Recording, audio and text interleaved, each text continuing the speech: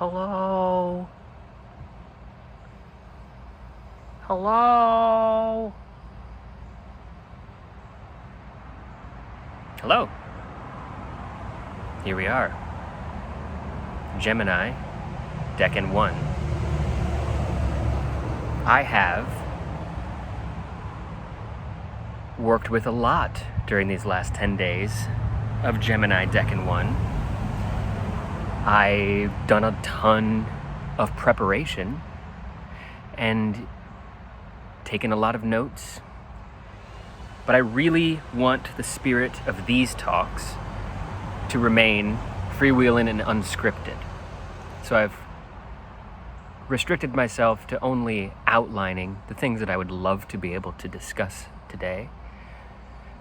And I'm going to allow myself to meander for as long as possible. So if you're not in for a meander, this might not be the video for you. So, about 11 days ago now, we entered what is known in astrology lover circles as Gemini season. We have entered the 30 days that tend to designate Gemini for us. I am personally quite familiar with Gemini. I have a rising sign in Gemini, meaning my ascendant, my horizon line at the moment of birth, Eastern horizon line is in Gemini. And I also have a much loved little body named Chiron, right here in the first decan of Gemini. Okay, wow, brain. Here we go. Starting like this.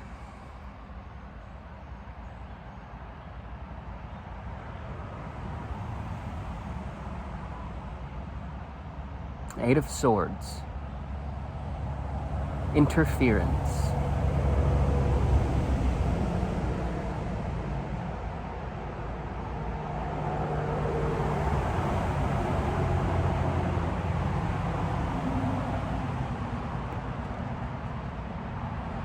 That card is drawn by Meleen for her Telos 777 deck.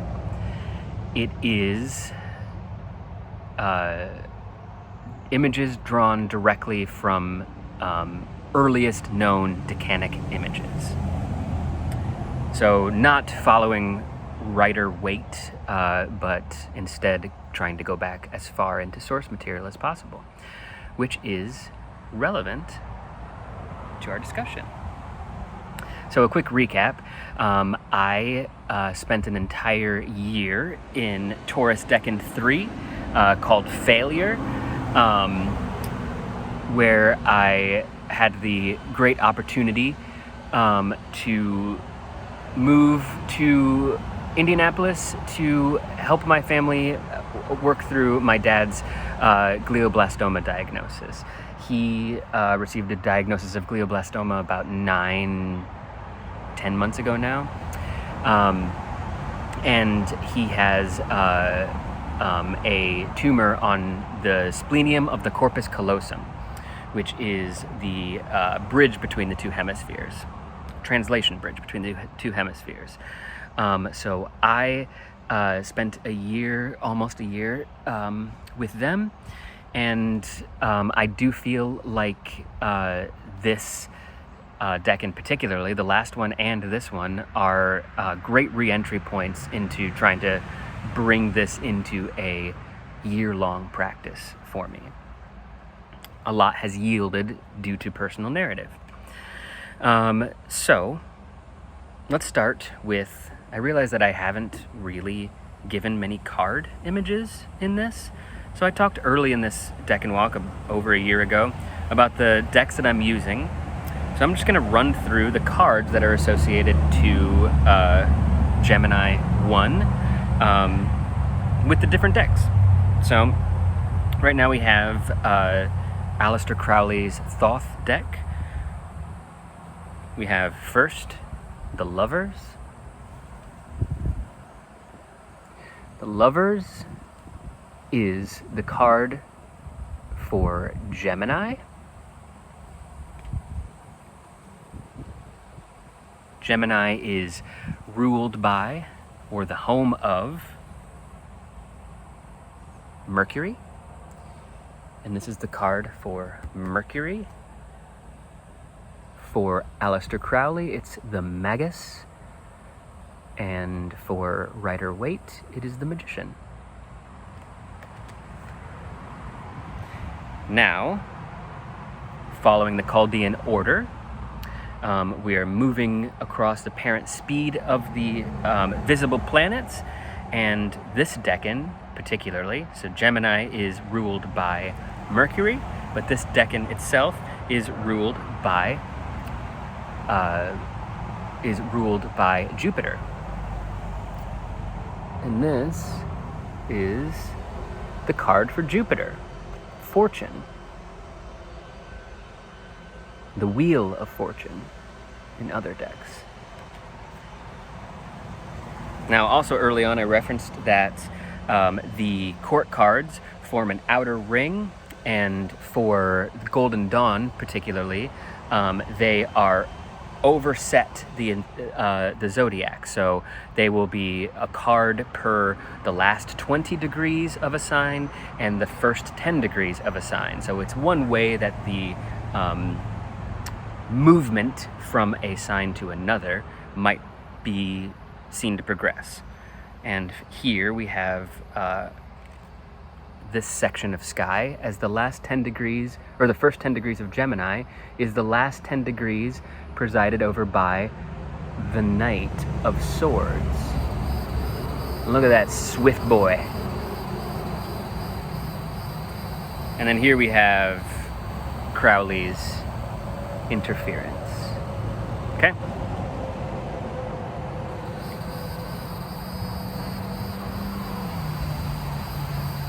The Lovers.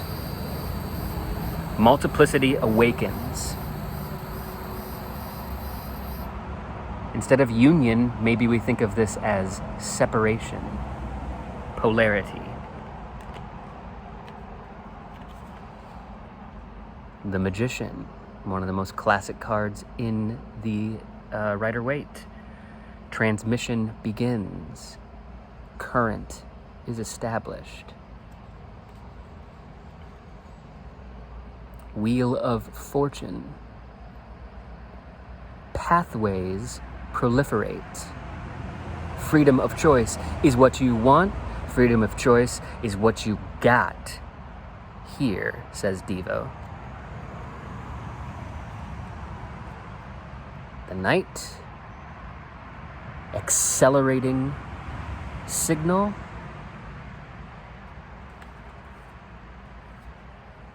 And here we have Rider-Waite telling us what interference looks like. Different interpretation. Now we have the Hermetic deck. Lovers. Now that's interesting. That is Andromeda legend portrayed here. Is not necessarily what we normally associate with the Lover's card. Andromeda tied to the rock to be eaten by Cetus, the sea monster. The Magician, the magus of power. Hermetic deck really brings out the magical intentions involved in Golden Dawn workings. Wheel of Fortune. Note that figure on the top there. We'll come back. You see Lord of the Forces of Life. Knight of Swords. A winged horseman.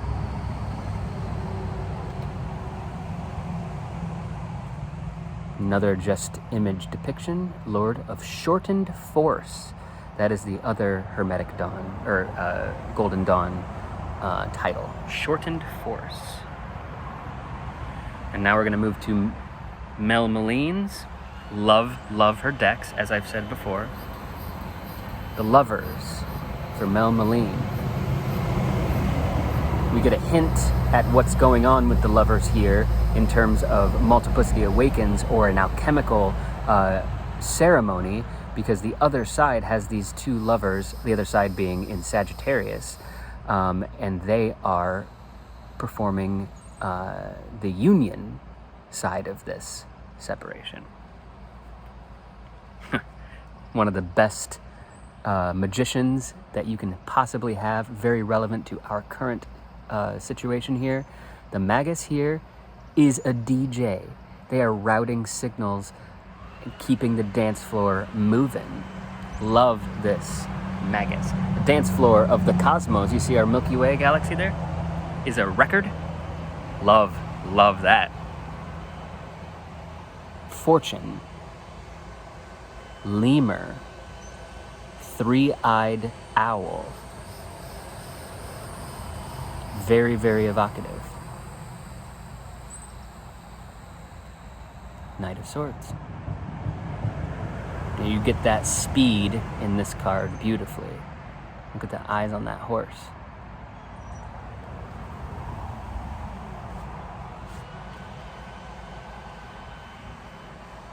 Eight of Swords. Interference. Simple.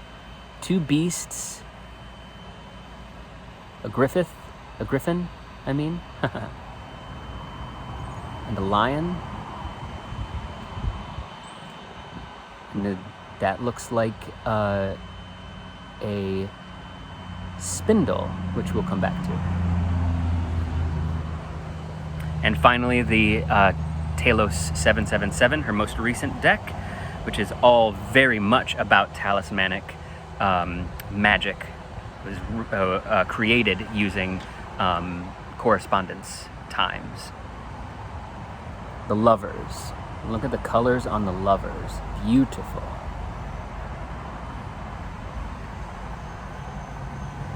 The Magus.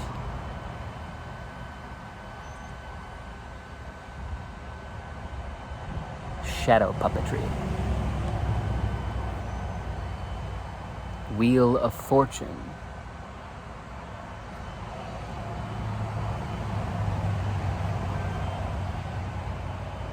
Knight of Swords. Swift. This is the fiery part of air.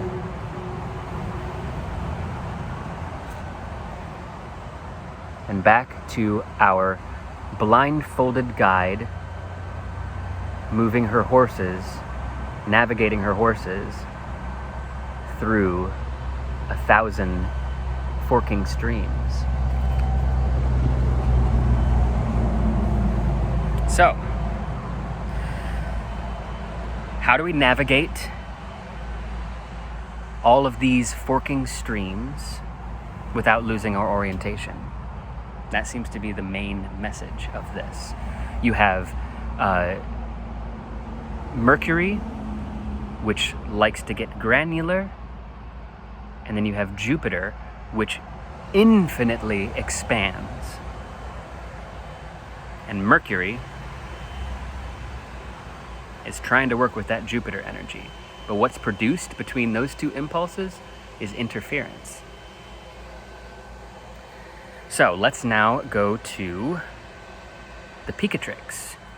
I have mentioned the Picatrix, but the Picatrix is the text that should be considered the grandfather, if you like, or the originating impulse between Decanic magic and also astral magic in general. It is a text originally written in Arabic, anonymous text that is it came out in around Andalusia or Andalusia, if you're super authentic like me.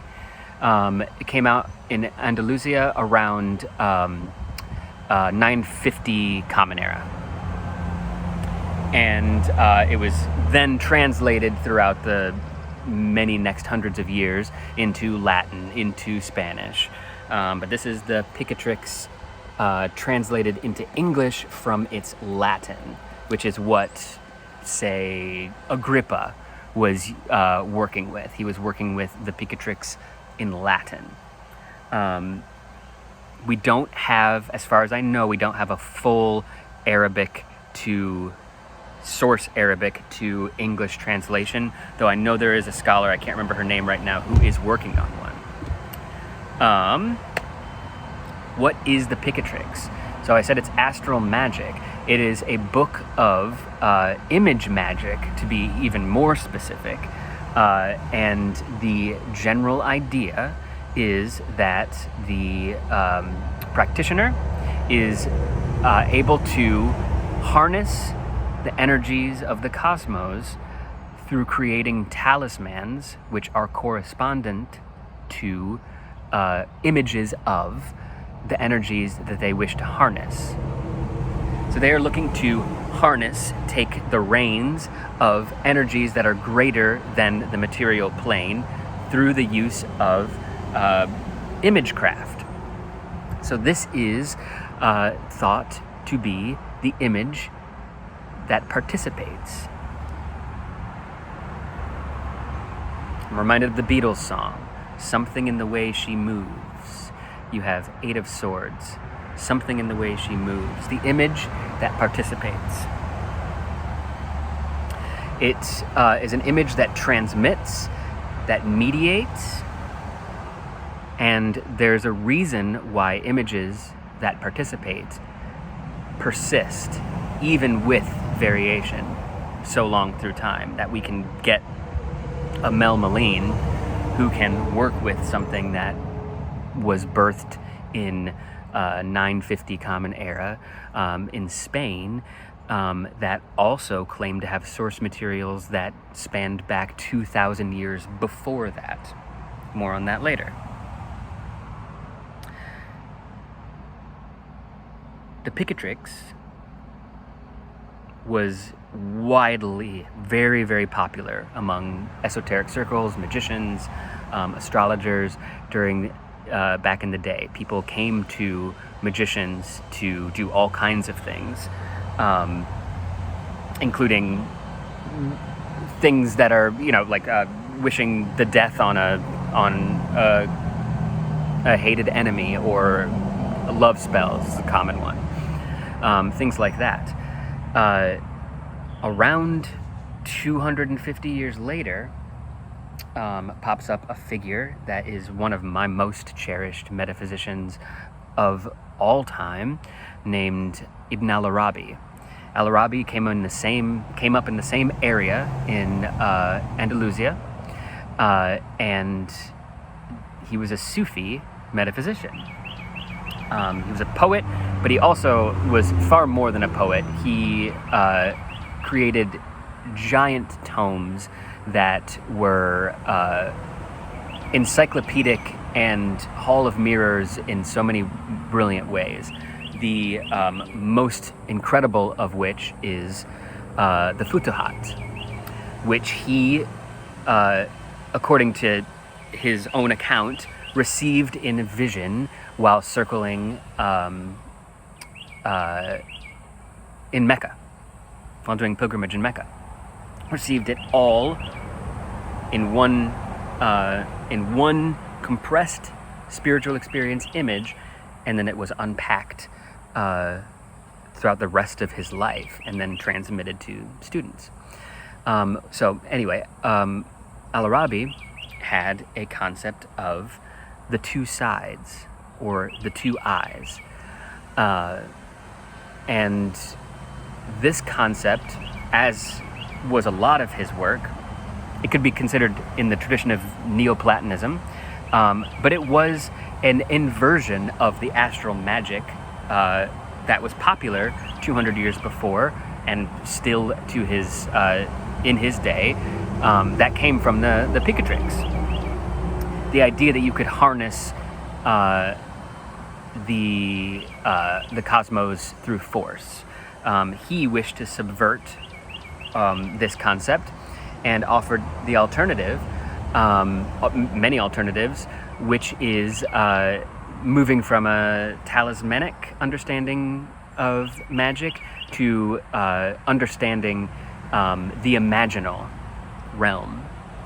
The imaginal realm, image, is in there. But instead of needing to craft physical images in metal or whatever, the imaginal exists in the human. It is a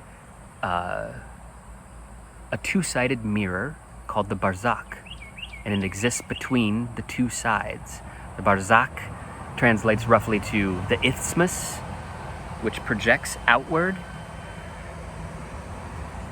This mirror does not contain the image, and it does not, it participates in the image as well, but it is not physical, and it is not wholly spiritual as well. It is the way that humans can access the divine without needing to make talismans, through the image, through the realm of the imaginal. So the two eyes are, one is the eye that separates, and one is the eye that participates. And the goal of the perfect human is that they see with both eyes open. Now, I think this points to something interesting in our image of the blindfolded woman riding the horses.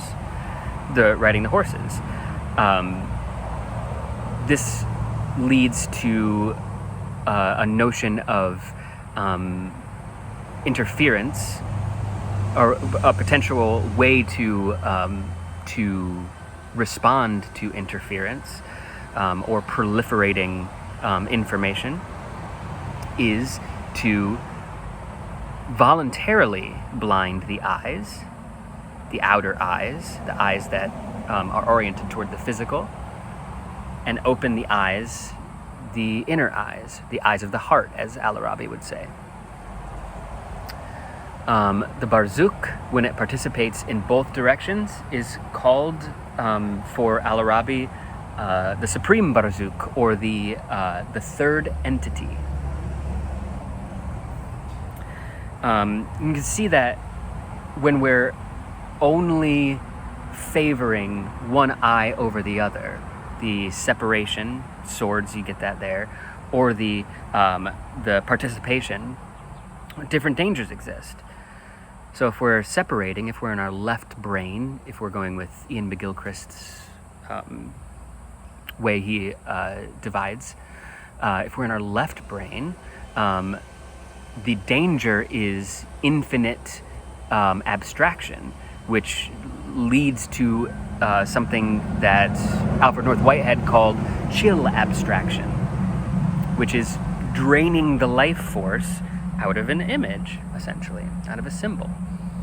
The other is symbolic capture.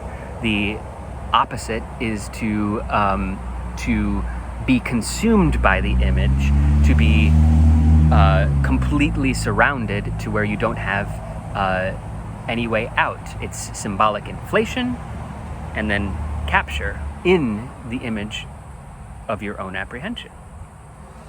So two dangers. So Al-Arabi says you need to be very careful to limit your input of the noise, not limit, but focus the input of the noise so that you can open the eyes of the heart. That's the idea there. All right. That is going to lead me to the next thing that I wanted to talk about, which is the concept of, so you have the third force, right, which is the supreme Barzakh, which is the mirror with two sides, that we can engage to participate directly with Source, with the One, with the All, and not need to try to take it for ourselves. Okay, so that leads me to the concept of the three Egypts. So, I would love for you to think about the historical progression of what comes to mind when you say Egypt, being a very, very wild game of telephone across millennia. So this is about transmission. The idea is that the whole concept of a Decan came originally in Egypt thousands upon thousands of years ago. They were, if not our first sky watchers, they were, with the Mesopotamians, the first ones to formalize generations upon generations of detailed sky observation. It's mostly thought now that the Mesopotamians were starting to track the movements and the stoppages of the wandering stars, were tracking and beginning to learn to predict eclipses, and developed the concept of the signs. Now, the Egyptians, though this is contested, because some say that the Mesopotamians learned this stuff from the Egyptians, and some say the reverse of that, right?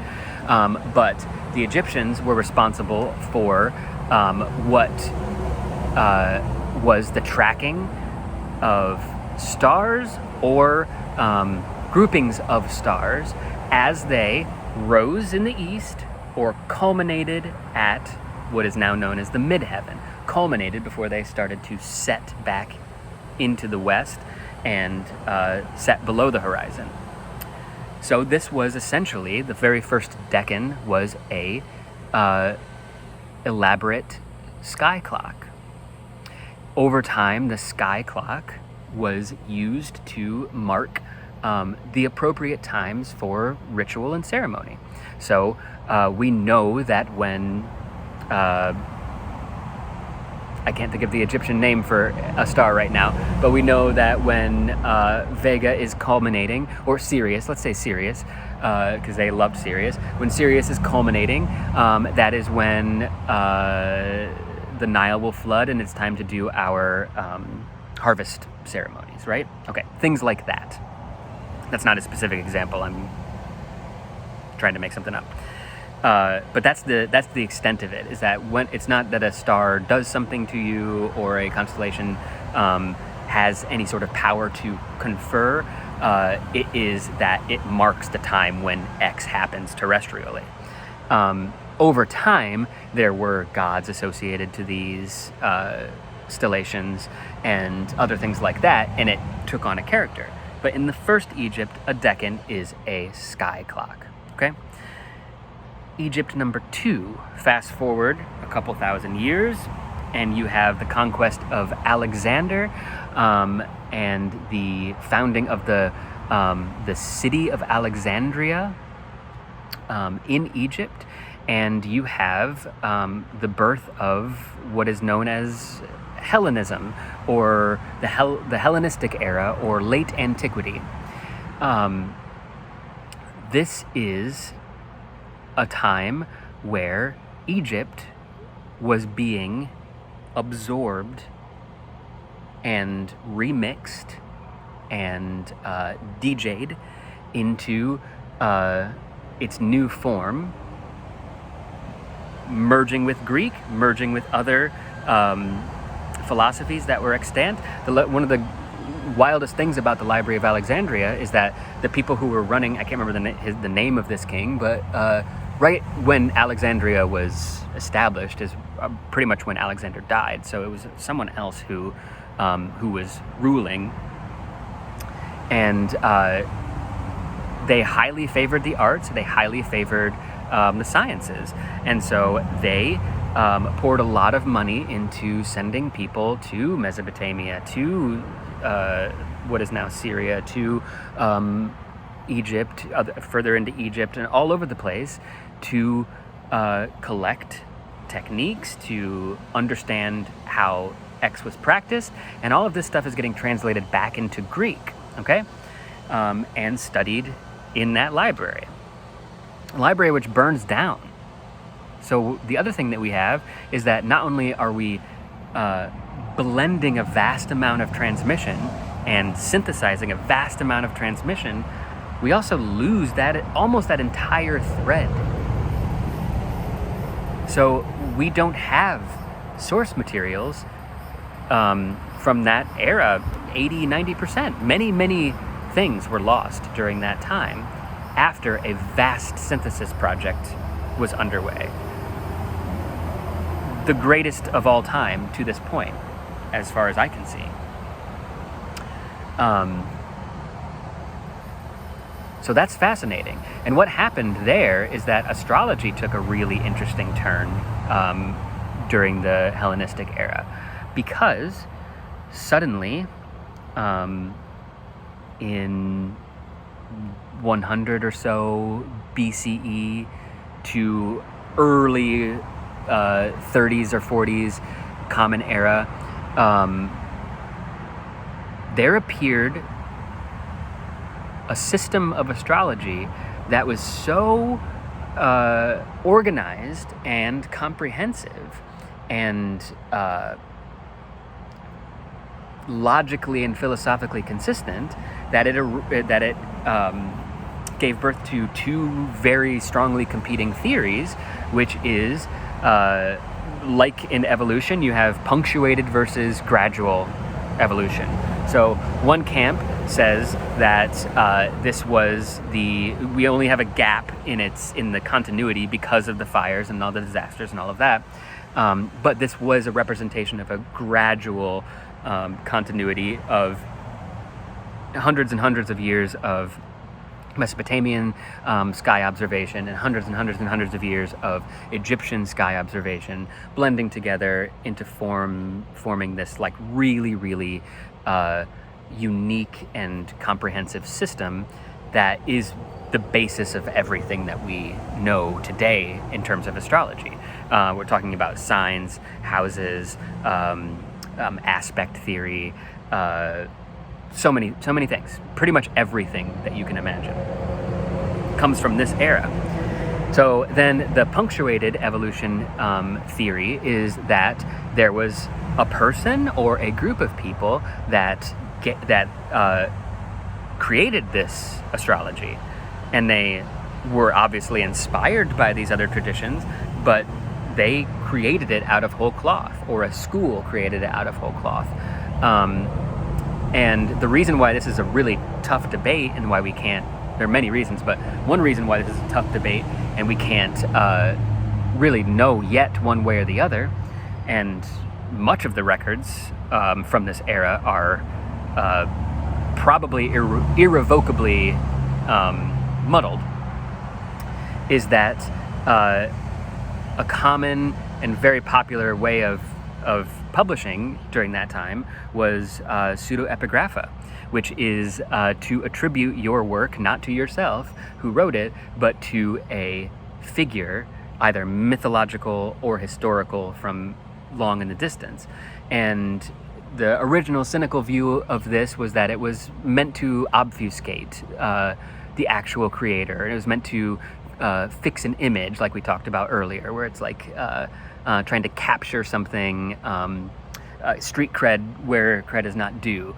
But the other thought process about pseudepigrapha is that it is like actually a legitimate indicator of a lineage, of a way of thinking, of a transmission. So like the texts during this time, the foundational texts of astrology, 3 of them, the major ones, are attributed to either Hermes Trismegistus, Asclepius, or Nechepso, which was an astrologer king.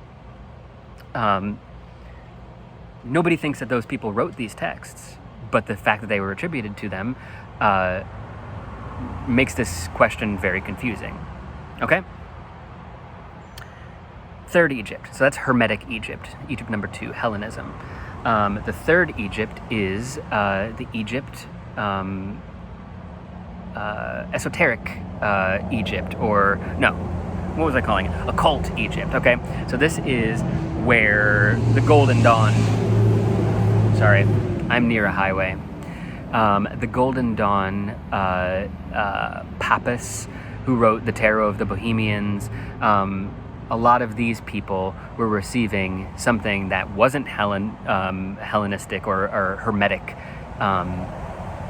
Hermetic Egypt wisdom, and it wasn't OG Egypt wisdom. It was something different. It was a third type of transmission. It was a third amalgamation. It was oftentimes aspects were fit together differently in order to create a comprehensive system. Potentially a lot like what happened in during the Hellenistic era. So the Golden Dawn, it was a few people, and it's not like the most incredible comprehensive memory palace system you'll ever encounter, but it's like really, really very comprehensive. There's a lot. You could live inside it for a whole life. People who are drawn to it and engage it don't necessarily, many times don't ever need anything beyond it. It's very, very comprehensive. Correspondences, it is assimilating thousands of years of esoterica, right? So it's very fascinating in its own right. My point of this, the three Egypts, is that everybody wants to know the original source, but I think that the am I using what's his name, media theorist, properly in saying the medium is the message? So like, it's not about knowing who the original source was. It's the transmission is the environment of the whole endeavor in this case. Okay, hope that made sense. Now we will return to the tarot specifically and the Golden Dawn, which assimilated another system of learning, which is the Kabbalah. Absorbed it via, so first there was the Jewish Kabbalah, Sefer Yetzirah and Zohar, and a long lineage transmitting that. And then around the time of Pico de Mirandola and Reuchlin and a bunch of other figures, this was kind of, I don't know, I mean, appropriated is the right way to say it, honestly. It was appropriated into Christianity as well. And that became Kabbalah with a C, Christian Kabbalah. And then the third permutation there is the Hermetic Kabbalah, which is with a Q, Q-A-B-A-L-A. The Hermetic Kabbalah is what the Golden Dawn uses. So it's a blending. It's a blending of all of these. And things are chosen or discarded based on how it serves their particular magical practice. So anyway, in the Golden Dawn Decanic pathway, we've just moved from Netzach, and we have, which is on the right hand, the base of the right hand pillar, and we have now moved across the Tree of Life to Hod. And Hod is number 8 in the Sephira arrangement. And Hod is, that roughly translates to splendor, I believe. But Hod is of the nature of Mercury. It's often thought of as, so that's another one. Last time we had a Venus sandwiching Saturn. If we do it here, we have a Mercury sandwiching Jupiter, if you want, which leads to interference. Okay, so Hod is often reduced to intellect, but Hod, being at the base of the left-hand path of the pillars of the Tree of Life, it can, in its form, when unchecked, encapture the same way that I described how an image can capture. And the way it does this is through devil's advocacy. I had a mentor once who said, I only use devil's advocacy. It's my favorite form of advocacy. Devil's advocacy is taking the assertion or the idea that you just had and then finding a completely devastatingly perfect conclusion that states the complete opposite. You get captured in a binary trap with devil's advocacy. You are capable of seeing the complete opposite pole of any polar expression, right? So that's Hod in a way that shortens force, if you want, or interferes with the ability to act, if you like. But if you step further out, I think that Hod could represent transmission infrastructure as a whole. It's routing. It is roads, libraries, printing presses, neural pathways. It's the internet. It's AI systems, right? Large language models. It's the infrastructure of transmission itself. And it makes sense, too, if we're following this path. We're going to end up in Malkuth at the 10 of each of the elements, which is the densest of the dense in the manifest world. And everything routes through Hod. It transmits through Hod. Okay? So there's never a lack of information with Hod.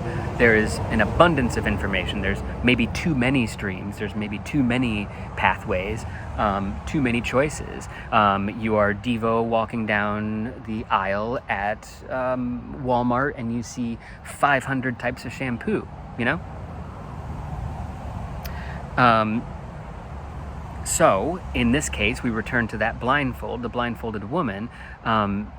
This is not as in like the Rider-Waite, right? This doesn't really read as voluntary, okay? I don't necessarily think that she put that blindfold on herself. However, I think a great argument could be made that this woman is a master.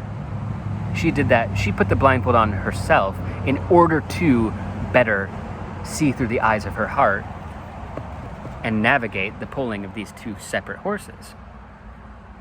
So it's not restriction, it's strategy in this case.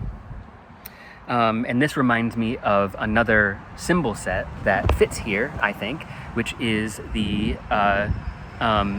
dream incubator lineage, which is female seers that used the dream space, which is also associated to Al-Arabi's imaginal realm, worked with the dream space for all kinds of things, for healing. Asclepius is potentially part of this lineage, for communication with the divine, all kinds of things. It's a seership lineage that has to do with navigating the imagistic world of dream space. The core symbols there are the mirror and the spindle. So the spindle takes the chaos of the wool and turns it, funnels it into a thread, the exact thing that you need. It brings the chaos into a point, and it does so deliberately. And it does so through oscillation, which is interesting as well. Or not oscillation, but cyclical energy as well. The mirror is the speculum. It is the polished mirror. It is the psychomantium. It is the mirror in a dark space with a single candle that you gaze into to go into and interact with the other side. That is the Barzakh. The Barzakh, exactly. So I feel that this lineage deserves to be in this discussion. They don't create or contain an image. They participate in the image. They allow an image to come forth. They are not bigger than, they're not trying to commandeer the image, wrangle the image. They are allowing the image to emerge. Okay, so let's bring it to the current time. This is a very interesting and timely Decan to be in right now, because not that long ago, within this month,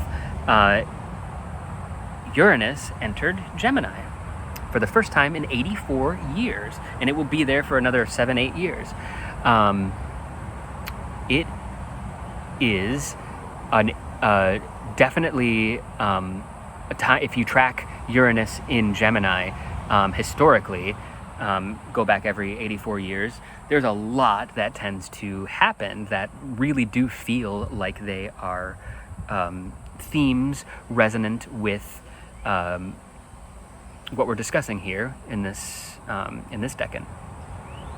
Now, the interesting thing is that Uranus is not just entering Gemini, it's entering the first 10 degrees of Gemini, which is this Decan. So it is specifically, if you want to just go into the symbolism here, it is upping the voltage of the transmission in this space for us right now. And it moves slowly enough to where it will be in this Decan, or it just was in this Decan this year, and then in 2027 it will also be in the first Decan of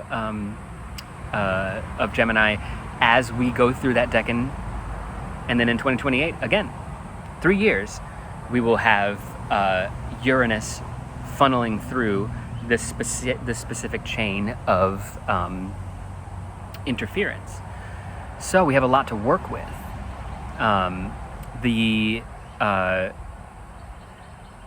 think it's all over the place. It's apparent, the things that we're going to be wanting to work with. Our obsessions right now are absolutely writ large here.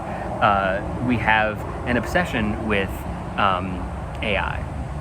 We have an obsession with distributed intelligence, information abundance, innovation, but also interference. Like, what is Starlink? Like, Starlink launching all of these satellites that are like, could be so great that they blight out the sky and like actually obscure our link to the stars. Like, it's wild. This is the energy that we're in right now. And so what is called for is to not be passive. There's two things. There is the necessity to focus, to ground that energy, and to participate actively and consciously with that energy. Okay? I think that is crucial, or else that can lead to a blown circuit, if you like. It's a lot to handle. You can really get overwhelmed in an environment like this. Okay? So talking a little bit more about modern information ecology, one thing that I'm noticing about the modern times is not new to it, but is happening very much with LLMs, with large language models, with AI. I think that Gemini has a hand in this, or the part of our minds that is Gemini, the field of Gemini. We turn systems into characters. Letters aren't just characters, they're people too. We turn systems into characters, and that's what we've done with AI, with LLMs. We have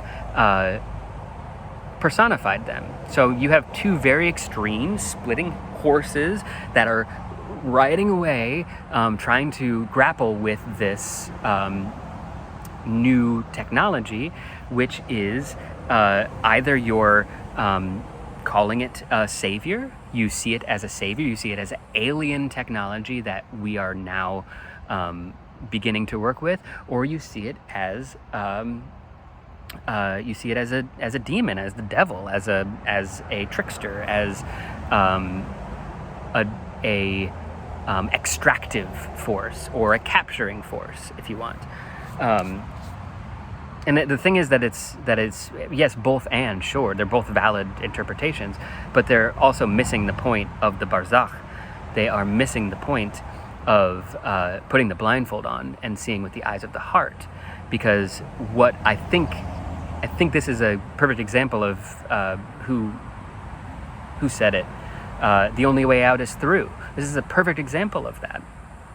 We personify this tool, this network, this system. We are not able to see it clearly, and we are not able to fully participate in the way that it will require of us in these coming years. There's no foregone conclusion with this technology. It is up to us entirely how we participate. And the other thing that I'd like you to think about is that we've always done this. We've always, so when there's information overload for us, when there's too much going on, we always build exterior bridges. The printing press is a perfect example. We build systems that are bridge prosthesis for ourselves. And this is, I think, a perfect example of the same thing. So there's great potential benefit in building a prosthesis that helps us navigate what is complete symbolic overglut. It is a flood that no human cognition can actually parse right now. So we can't just shut down or we will drown. We have to engage it. Okay? That's my point. The talisman, the tarot card, these are all external bridge prosthesis to engaging the Barzakh, to engaging the all, to engaging source, the ineffable. We have to collapse it in a certain way in order to engage and participate. Okay, that brings me to something that I have been developing for the last year or so. Some of you know that I am intending, or I have been intending to go into practice as an astrologer. I always knew that my practice would not be standard. I'm not in any sort of school or lineage. I've studied many, and I find benefit from many. And what I think that I've realized over time is that the astrology that I'm building, I'm not inventing something new, but it is a reaction specifically to Gemini I. I'm calling it fractal astrology, and I would love to be able to create a system that is meant to help focus attention for observation across scales. It's the general idea there. And the way that I do that is that I put meaning making and symbol far downstream from structure. So I place structure primary. So I am beginning from a place of being in the left eye, of separating and looking at a chart, and then putting it across many different layers of checks in order to see if structure emerges. And then from the structure that emerges, we compose, we investigate, and we engage and participate in the observation of this pattern. And then if meaning emerges, that's a added bonus. It is not for me to tell you what Gemini means. It's not for me to tell you what Uranus square Jupiter means in your chart or for you. I think that many well-to-do astrologers are incredibly gifted and intuitive, but what they do first is memorize meaning and then give that back to the person. And that is not, I want to delay that whole process. I want to look at structures. And so I have a concept here, which is the field and the trace. A chart is a moment in time. It is a particle, if you will, and it can be studied as such, as a point in time. It can tell you something about the field, which is the wave, and it can even help you see or be with or engage the field more effectively without collapse if you start there and know that it's a trace and not the field itself. It's participating in the field.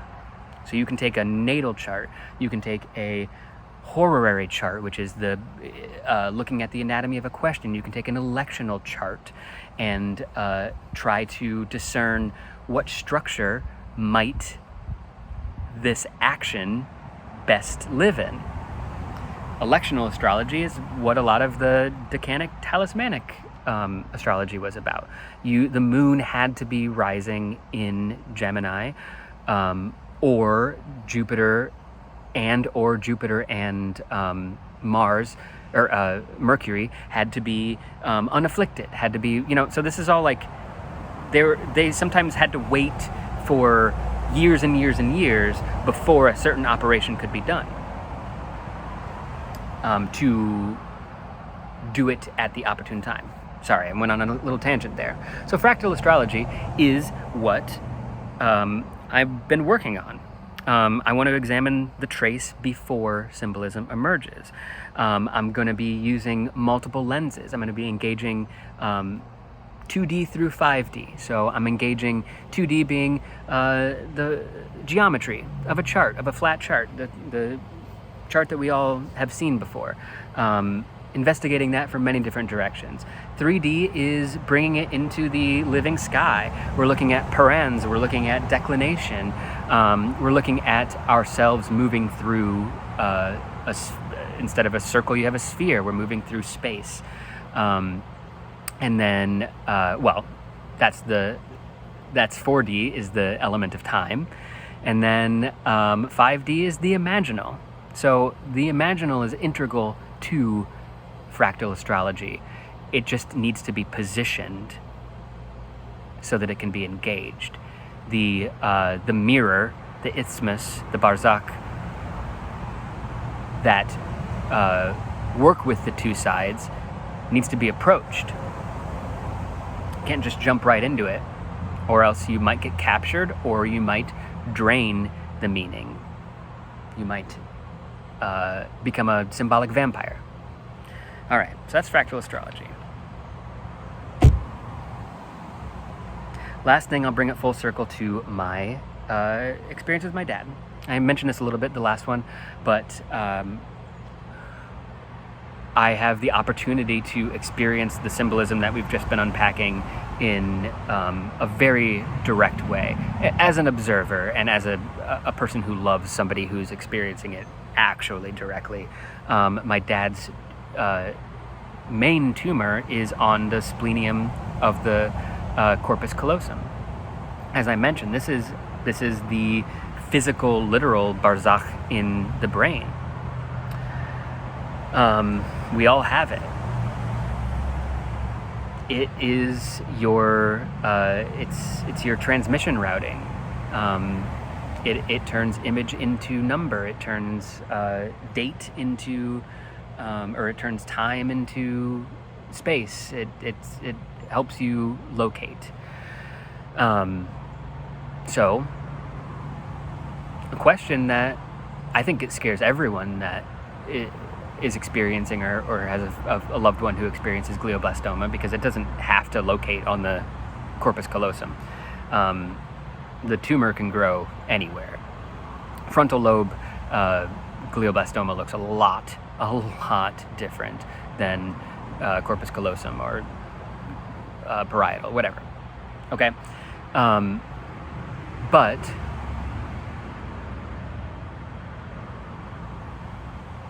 we have had to experience what it means when the structure of the bridge changes against your will, without you having any say in it whatsoever. And, you know, honestly, in one way, you could engage our current reality in this way. You could say, I don't have any way of doing anything about AI proliferation and taking away my job or whatever, you know. You could engage that way. But how we orient and how we observe seems to be critical to the way that the experience unfolds. And so my dad is has been, he actually just passed 35 years of being an ordained minister. So since I was 6 years old, he's been an ordained minister. So he's spoken a truth within a certain linguistic tradition for over 35 years now. It is the core of him. He's speaking a truth that is integral to his understanding about the meaning of anything to do in life, of anything in life. And you would wonder, one might fear that if the corpus callosum, the splenium, undergoes damage, begins to collapse, begins to erode, whether or not he loses the ability to bring from his source, from his knowing, from the eyes of his heart, into language and be able to speak what he knows and what he sees with the eyes of his heart. And I can't say that it's always true, but I have observed with my father that that persists. That being persists. That ability is in us. It is not the corpus callosum. It's a matter of how you engage in many ways. And he has chosen to engage in a way that's deeply inspiring.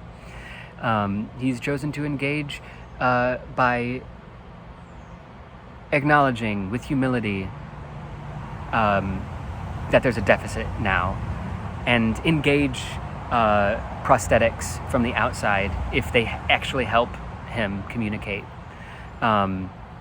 And he is, through it all, still bringing the image forward, participating in the image. That is what brought him here in the first place, if you want. So I think that if there is a message to be had here, I don't want to talk about a message. My dad's the minister. I'm not a minister. Not a message, but an invitation. How about that? If there's an invitation that Gemini 1 is giving us, it's not to eliminate interference. I think that the invitation is to orient ourselves amidst interference, so we don't get consumed by it, and we don't get frozen by it. We stand on the backs of the two horses.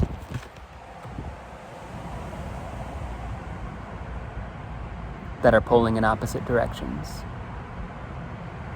We put the blindfold on. We wear the wings of Hermes as a crown. And we open the eyes of the heart.